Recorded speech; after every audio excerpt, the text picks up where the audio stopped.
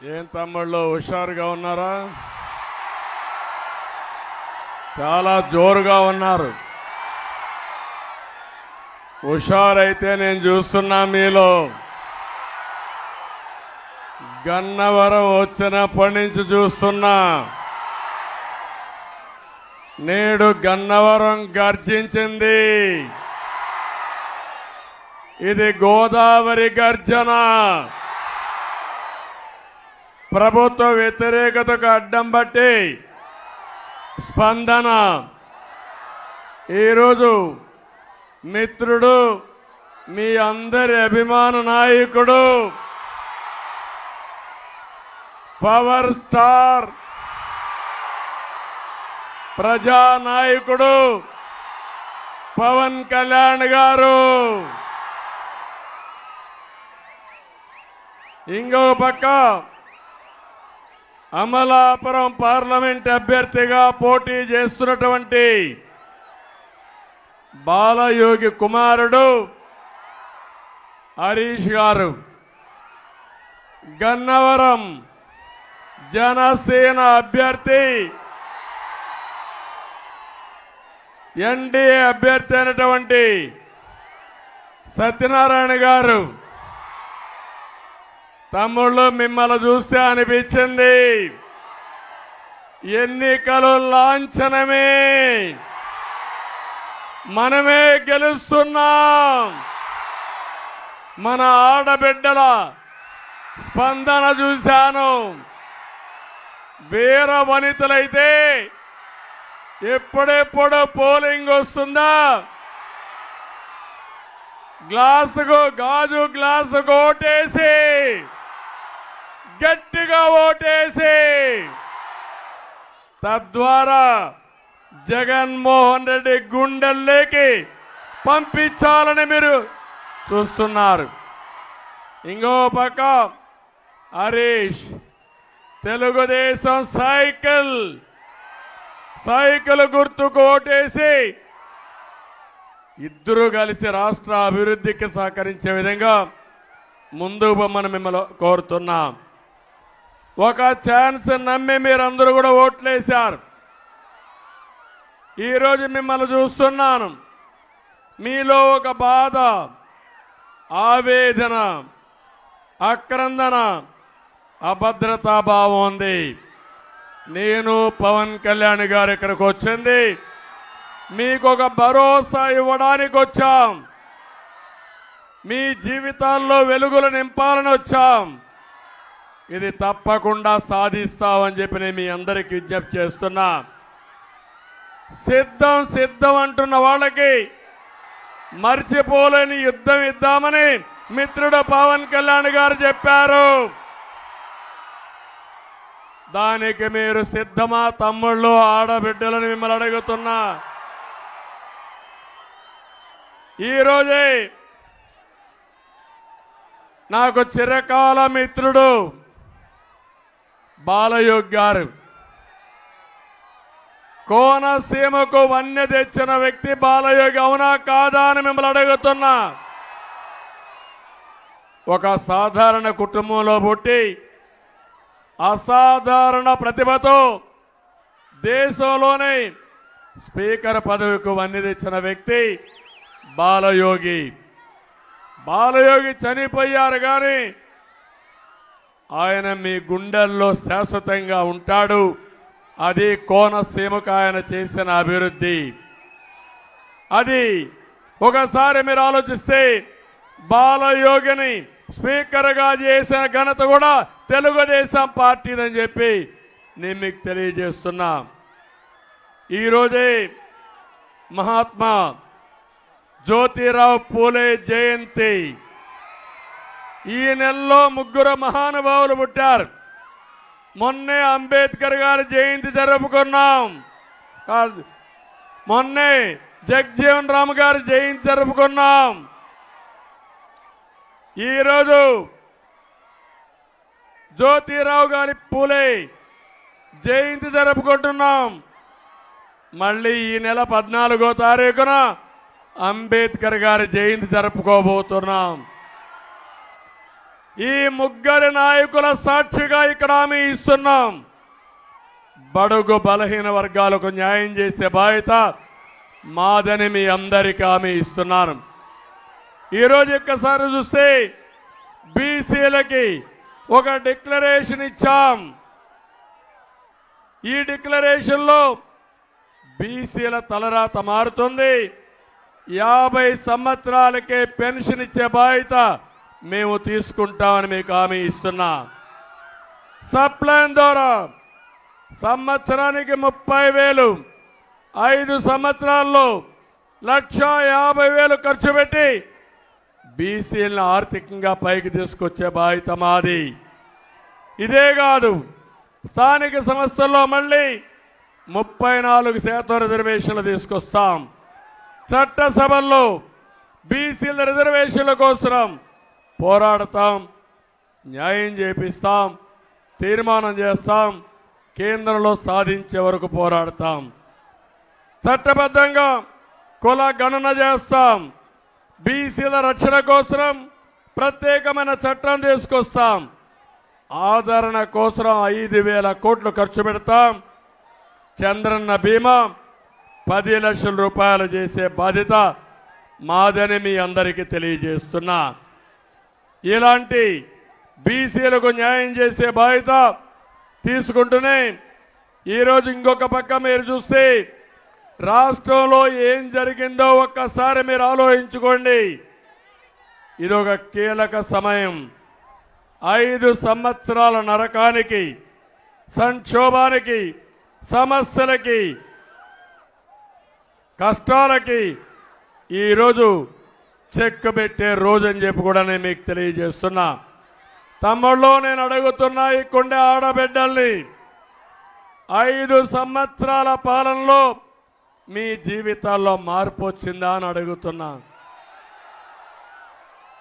ఏ ఒక్కరికైనా న్యాయం జరిగిందా అని మిమ్మల్ని అడుగుతున్నా.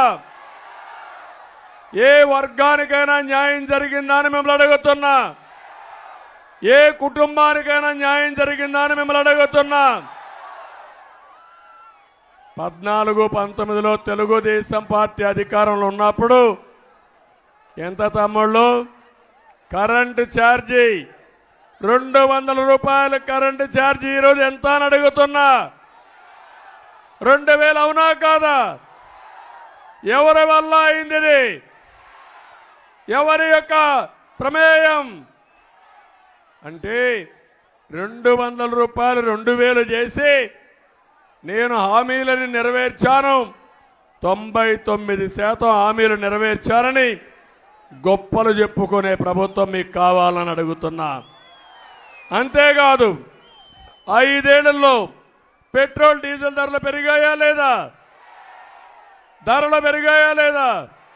ఏమమ్మా, నిత్యావసర వస్తువులు కొంటున్నారా మీరు? కడుపు నిండా తిండి తినే పరిస్థితిలో ఉన్నారా మీరు?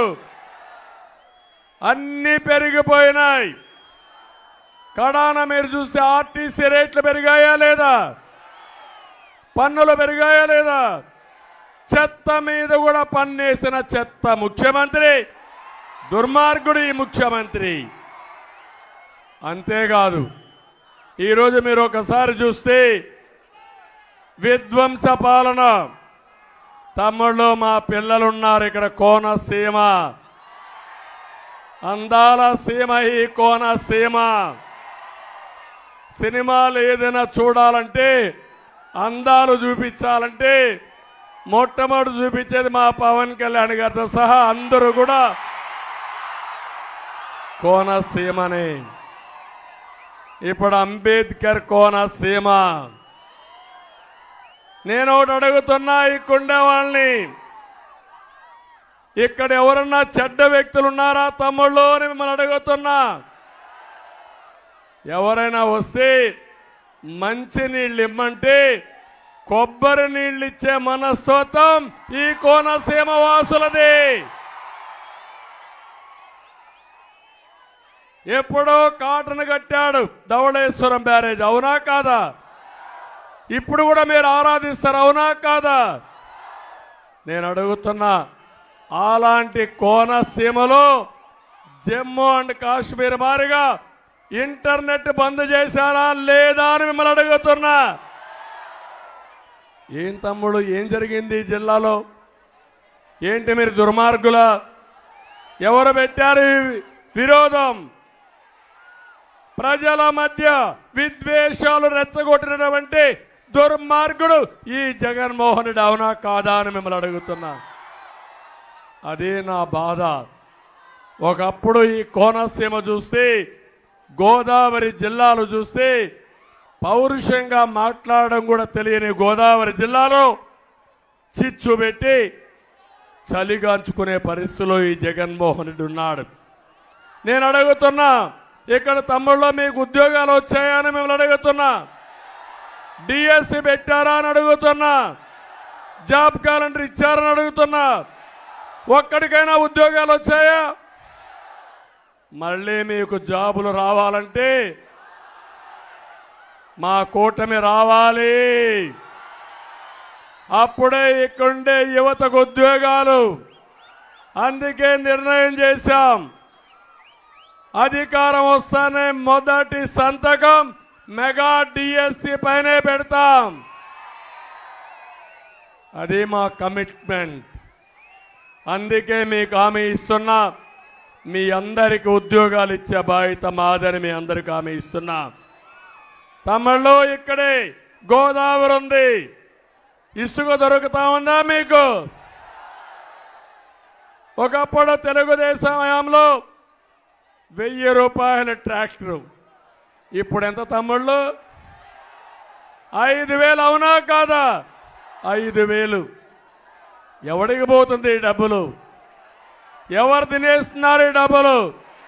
అంటే 40 లక్షల మంది భవన నిర్మాణ కార్మికుల పొట్టగొట్టి ఒక వ్యక్తి పొట్ట నింపుకుంటున్నాడంటే ఇది సబబా అని మిమ్మల్ని అడుగుతున్నా. ఎక్కడ చూసినా ఇసుక దందా, ఇసుక మాఫియా ఇష్టానుసారంగా తయారయ్యే పరిస్థితి వచ్చారు. నేను ఒక విషయం అడుగుతున్నా, ఇక్కడ మందు బాబులు కూడా ఉన్నారు. ఏం తమ్ముళ్ళు, తెలుగుదేశం పార్టీ హయాంలో క్వార్టర్ బాటిల్ ఎంత? 60 రూపాయలు. ఇప్పుడు క్వార్టర్ బాటిల్ ఎంత? 200. 140 రూపాయలు వ్యత్యాసం, అవునా కాదా? ఎవరి జోబులోకి డబ్బులు పోతా ఉందని మిమ్మల్ని అడుగుతున్నా. మీరే ఆలోచించుకోవాల్సిన అవసరం ఉంది. ఈ సందర్భంగా పవన్ కళ్యాణ్ గారిని మనస్ఫూర్తిగా అభినందిస్తున్నా. 2014లో పోటీ చేయకుండా ఎన్డీఏకి సహకరించిన వ్యక్తి పవన్ కళ్యాణ్ గారు. అందుకే ఆ రోజు చూస్తే గోదావరి జిల్లాలో 1 సైడ్ ఎలక్షన్లు జరిగాయి. ఇప్పుడు ఇద్దరం కలిశాం. మూడోది నరేంద్ర మోడీ గారి నాయకత్వంలో ఉండే బీజేపీ, ముగ్గురం కలిసి వచ్చాం. ఇంకా తిరుగుంటుందా తమ్ముళ్ళు అని మిమ్మల్ని అడుగుతున్నా. నిలబడుకునే దమ్ము జగన్కుందా అని మిమ్మల్ని అడుగుతున్నా. నిలబడతాడా అని మిమ్మల్ని అడుగుతున్నా. నిలబడనిస్తారా అని మిమ్మల్ని అడుగుతున్నా. అందుకే అందరూ మీరే కాదు, కడాన ప్రభుత్వ ఉద్యోగులు ఎవరైనా ఒక్క ఉద్యోగి బాగున్నాడా? ఇక్కడే పోలీసులు ఉన్నారు. పోలీసులు మీకు కూడా ఒక్క విషయం నేను చెప్తున్నా. జగన్ దెబ్బకు రాష్ట్రంలో మొత్తం భ్రష్టు పట్టించే పరిస్థితి వచ్చాడు. ఒక రంగం కాదు, అన్ని రంగాలు దెబ్బతిన్నాయి.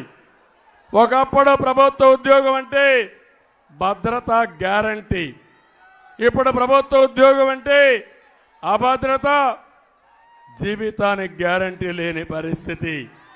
ఈరోజే విశాఖపట్నంలో ఒక సంఘటన జరిగింది.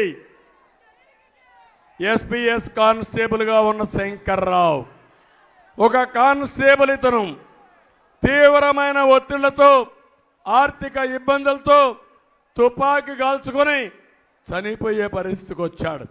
నేను ఇక్కడ పోలీసులందరూ ఉన్నారు, మిమ్మల్ని కూడా అడుగుతున్నా, మీకు ఇవ్వాల్సిన నిధులు ఇచ్చారా అని అడుగుతున్నా.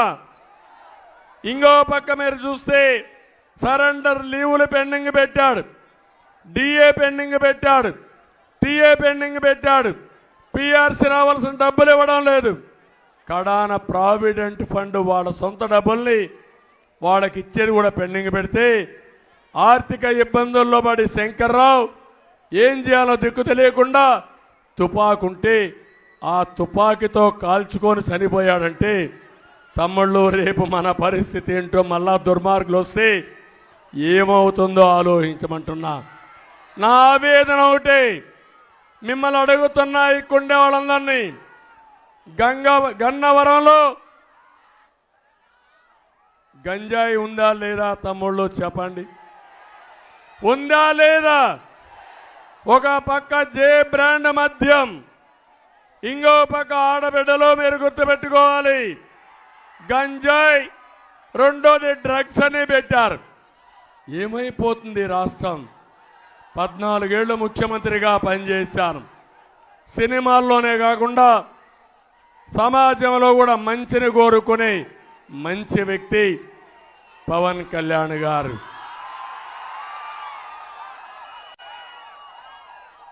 ఈ రాష్ట్రం తెలివైన ప్రజానీకం ఉండే రాష్ట్రం, వనరులుండే రాష్ట్రం, గోదావరి కృష్ణ పవిత్రమైన నదులుండే రాష్ట్రం, సుదీర్ఘ తీర ప్రాంతం ఉండే రాష్ట్రం, దేశానికే అన్నపూర్ణ గోదావరి డెల్టా, కృష్ణా డెల్టా. అలాంటి ప్రాంతంలో మీరు ప్రపంచం అంతా పోయి బ్రహ్మాండంగా రాణించే పరిస్థితికి వచ్చారు. ఇక్కడ గంజాయి బారిన పడి మన యువత చెడుదారిన పడే పరిస్థితి వచ్చారంటే దీనికి కారణం ఈ ప్రభుత్వం అవునా కాదా అని మిమ్మల్ని అడుగుతున్నా.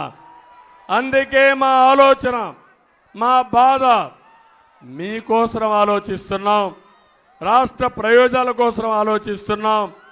ఒక దుర్మార్గమైన ప్రభుత్వం నుంచి ప్రజల్ని కాపాడుకోవాలనే ఆలోచనతో ఈరోజు 3 పార్టీలు కలిసి వచ్చాం. 3 జెండాలు వేరు, కానీ మా అజెండా ఒకటే. అదే అజెండా సంక్షేమం, అభివృద్ధి, ప్రజాస్వామ్య పరిరక్షణ ధ్యేయంగా వచ్చాం. మళ్ళీ రాష్ట్రాన్ని నిలబెట్టడానికి, ప్రజల్ని గెలిపించుకోవడానికి, మన పిల్లల భవిష్యత్తు ఉజ్వల భవిష్యత్తు ఉండడానికి మీ సహకారం కోసం వచ్చాం. సహకరిస్తామని, అభ్యర్థులను గెలిపిస్తామని గట్టిగా మీరందరూ కూడా సహకరించాల్సిందిగా నేను కోరుతున్నా.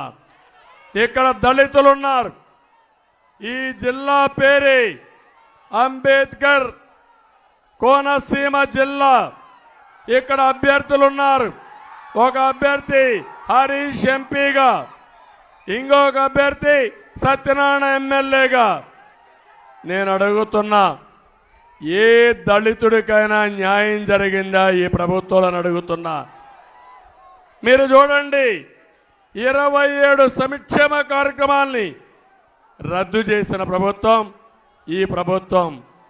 ఒకప్పుడు భూ పంపిణీ, భూమిని కొని దళితులకు ఇచ్చే కార్యక్రమాన్ని పూర్తిగా నిలుపుదల చేశారు. దళితులకు ఇచ్చిన 12,000 ఎకరాల భూమిని డీకేటీ పట్టా రద్దు చేసి వీళ్ళ ఇష్ట ప్రకారం వేరే వాళ్ళకి ఇచ్చుకున్నారు. ఇది దళిత ద్రోహి కాదా అని మీరే ఆలోచించుకోవాలి. దళిత పిల్లలు బెస్ట్ అవైలబుల్ స్కూల్స్ ఉంటే దాన్ని కూడా రద్దు చేశారు. కులాంతర వివాహాలకి పూర్తిగా రద్దు చేసి కులాంతర వివాహాలని ఎక్కడ చూసినా దెబ్బతీసే పరిస్థితికి వచ్చాడు. ఆ రోజు ఇన్నోవా కార్లు ఇచ్చాం. ఇన్నోవా కార్లు ఇచ్చి దళిత పిల్లల్ని పారిశ్రామికవేత్తలుగా చేయాలని పోతే అది తీసేశారు. విదేశ విద్యా విధానాన్ని తీసుకొచ్చాం. అంబేద్కర్ గారి పేరు పెట్టాం. అంబేద్కర్ గారి పేరు తీసి జగన్మోహన్ రెడ్డి పేరు పెట్టుకొని ఒక్కరికి కూడా విదేశ విద్య ఇవ్వకుండా దెబ్బతీసే పరిస్థితికి వచ్చాడు. ఇవే కాకుండా నేను ఒక్క విషయం మీరు గుర్తుపెట్టుకోండి, ఏ దళితుడు కూడా ఈ ప్రభుత్వం పైన నోరిప్పడానికి వీలు లేదు. ఎవరైనా వినిపిస్తే దాడులు 1-2 కాదు 6,000 పైన కేసులు పెట్టారు. 188 మందిని చంపేశారు. ఇక్కడే గోదావరి జిల్లాలో ఒక ఎమ్మెల్సీ డ్రైవర్ని చంపేసి డోర్ డెలివరీ చేశాడంటే తమ్ముళ్ళు మీరందరూ ఆలోచించాలి. మళ్ళీ దుర్మార్గులు వస్తే దళితులను చంపి డోర్ డెలివరీ చేస్తారు. ప్రజలను చంపిన దిక్కు లేదని చెప్పి కూడా నేను మీకు తెలియజేస్తున్నా. నేను ఇక్కడే మాలా మాదిగా అందరికి ఒకటే హామీ ఇస్తున్నా, సామాజిక న్యాయం చేస్తాం. ఈ జిల్లాలో మీరు ఒకసారి చూస్తే మేము కానీ పవన్ కళ్యాణ్ గారు కానీ 3 ఎమ్మెల్యేలు 1 ఎంపీ మాల సామాజిక వర్గానికి వచ్చారు. తప్పకుండా భవిష్యత్తులో ఒక మాదిగ సామాజిక వర్గానికి కూడా ఎమ్మెల్సీ ఇస్తాం. అదే కాదు, అందరికీ న్యాయం చేయడం, సామాజిక న్యాయం చేయడం మేము ఒక బాధ్యతగా తీసుకుంటామని చెప్పి కూడా నేను మీ అందరికీ తెలియజేస్తున్నా. ఇలాంటి కార్యక్రమాలు చేసినప్పుడు నేను ఇక్కడంతా కూడా అవినీతి జరిగింది, ఎన్నో ఇబ్బందులు వచ్చాయి. నేను ఒకటే మీ అందరికీ హామీ ఇచ్చేది, ఇక్కడ కాపుల్లో కూడా పేదరికం ఉంది. వారి కోసం సంవత్సరానికి 1000 కోట్ల రూపాయలు ఖర్చు పెట్టిన పార్టీ తెలుగుదేశం పార్టీ.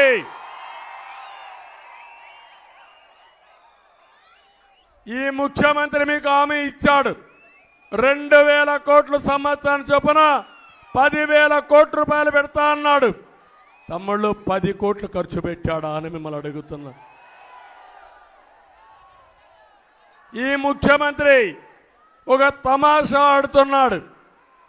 ఎవరైనా పవన్ కళ్యాణ్ గారు మాట్లాడితే ఆయన మీద ఆ కులవాళ్ళను పెట్టి దాడి చేయించడం, నేను మాట్లాడితే నా కులవాళ్ళంతా నెగబెట్టి నా మీద దాడు చేయించి బూతులు తిట్టించడం. ఇది సాంప్రదాయం అవునా కాదా తమ్ముళ్ళు మీరే చెప్పండి. ఇది మంచిదాని మిమ్మల్ని అడుగుతున్నా. అందుకే ఒకటే చెప్తున్నా, మీరు కొట్టే దెబ్బ జగన్మోహన్ రెడ్డికి అదిరిపోవాలి. మళ్ళీ ఇంట్లో నుంచి బయట రాకుండా చితకగొట్టే బాధ్యత మీది. అది మీరు చేయండి. ఇక్కడ నియోజకవర్గానికి వస్తే కొన్ని సమస్యలు చెప్పారు సత్యనారాయణ గారు. నదీ పరివాహక ప్రాంతంలో లంక గ్రామాలు ఉన్నాయి. వరదల సమయంలో నది కోతకు గురి అయి సారవంతమైన అత్యంత విలువైన భూములన్నీ కూడా కొట్టుకొని సముద్రంలో కలిసిపోతున్నాయి. దీనికి గ్రోయన్స్ కావాలి, రివిట్మెంట్ వాల్స్ కావాలి. తప్పకుండా కట్టించే బాధ్యత కూటమి తీసుకుంటామని మీ అందరికీ హామీ ఇస్తున్నాం. అప్పనపల్లి, కే ఏనుగులపల్లి, ముక్తేశ్వరం, తోగరపాయలో ఈ 3 చోట్ల కాజువేలు కావాలి. జూలై నుంచి సెప్టెంబర్ మధ్య మొత్తం వరదలు వస్తే బయట ప్రపంచం సంబంధాలు కట్ అయిపోతున్నాయి. ఇది చేసే బాధ్యత మేము తీసుకుంటామని హామీ ఇస్తున్నా. చెత్త నుంచి సంపద సృష్టించాలని ఒకప్పుడు కేంద్రాలు ఏర్పాటు చేశాం. అవి కూడా నాశనం చేసి ఈరోజు గ్రామాలన్నింటినీ మీరు చూస్తే అపరిశుభ్రమైన గ్రామాలుగా తయారు చేశారు. అవన్నీ కూడా మళ్ళా ఆపరేట్ చేపిస్తాం. అప్పనపల్లి లిఫ్ట్ ఇరిగేషన్ ప్రాజెక్ట్ నిర్మించడం ద్వారా వ్యవసాయానికి నీరు, గృహాలకు త్రాగునీరిచ్చే బాధ్యత తీసుకుంటాం. ఇది కూడా పూర్తి చేస్తామని చెప్పి కూడా నేను మీకు తెలియజేస్తున్నా. ఇక్కడ కొబ్బరి ఎక్కువ పంట ఉంది. ఈరోజు కొబ్బరి దెబ్బతినింది. నేను ఒకటి హామీ ఇస్తున్నా, కొబ్బరి ఆధార పరిశ్రమలన్నీ అభివృద్ధి చేసి మళ్ళీ కొబ్బరికి పూర్వ వైభవం తెచ్చే బాధ్యత మేము తీసుకుంటాం. వరి పంటకు గిట్టుబాటు ధర ఇప్పిస్తాం. ప్రొక్యూర్మెంట్ సక్రమంగా చేస్తాం. ఏ రైతుకు అన్యాయం జరగకుండా చేయడం కోసం ముందుకు పోతాం. ఇప్పుడు సూపర్ 6తో మేము మీ దగ్గరికి వచ్చాం. పవన్ కళ్యాణ్ గారు ఇంకొక 4 పాయింట్లు యాడ్ చేశారు. మొత్తం కలిసి 10 పాయింట్లతో ఈ రాష్ట్రాన్ని అభివృద్ధి చేసే బాధ్యత మాదని మరొక్కసారి మీ అందరికీ హామీ ఇస్తూ, ఆడబిడ్డ నిధి కింద ఒక్కొక్కరికి 1500, తల్లికి వందనం కింద ఒక బిడ్డ ఉంటే 15,000 రూపాయలు. అదే సమయంలో 3 గ్యాస్ సిలిండర్లు ఉచితంగా ఉచిత ప్రయాణ సౌకర్య ఏర్పాటు చేసే బాధ్యత తీసుకుంటాం. యువతకి 3,000 రూపాయలు నిరుద్యోగ భృతి ఇచ్చి 20 లక్షల ఉద్యోగాలు 5 ఏళ్లలో ఇచ్చే బాధ్యత మేము తీసుకుంటాం. అన్నదాతకి 20,000 రూపాయలు సంవత్సరానికి ఆర్థిక సహాయం చేస్తాం. పేదవాళ్ళందరికీ పింఛను పెంచుతాం. మొదటి తారీఖు ఇస్తాం, ఇంటి దగ్గరనే ఇస్తాం. 4,000 రూపాయలు చొప్పున పింఛన్ ఇచ్చే బాధ్యత తీసుకుంటాం. వికలాంగులకు 6,000 రూపాయల పింఛన్ ఇస్తాం. కడాన వాలంటీర్ల యొక్క జీతాన్ని కూడా 5,000 నుంచి 10,000 రూపాయలు పెంచే బాధ్యత మేము తీసుకుంటాం. ఇవి కాకుండా ఎస్సీల కోసం, ఎస్టీల కోసం, మైనారిటీల కోసం తొందరలోనే డిక్లరేషన్ తీసుకొస్తాం. అదే మాదిరిగా ఎస్సీలకు కూడా వర్గీకరణ ఎప్పటి నుంచి అడుగుతున్నారు. జిల్లాల వారీగా జనాభా దామాషా ప్రకారమే న్యాయం జరుగుతుంది. ఎవరికి అన్యాయం జరగకుండా ఏం చేయాలో చేస్తామని మరొక్కసారి తెలియజేసుకుంటూ ఈరోజు గన్నవరం దద్దరిల్లింది. రేపు బూతుల్లో మీరే చూస్తారు. 1 వే ఎలక్షన్స్ ఉంటాయి. జగన్మోహన్ రెడ్డిని ఇంటికి పంపించాలని ప్రజలు నిర్ణయించారు. దానికి తార్కాణమే ఈ గన్నవరం మహాసభ అని చెప్పి నేను మీకు తెలియజేస్తూ మరొకసారి మీ అందరికీ పేరు పేరున మనస్ఫూర్తిగా నమస్కారాలు తెలియజేసుకుంటూ సెలవు తీసుకుంటున్నా. ఇప్పుడు నేను పిలిపిస్తున్నా, hello AP, hello AP, bye bye Jagan, hello AP, hello AP, hello AP, hello AP. Thank you. అందరికీ నమస్కారాలు. జై హింద్.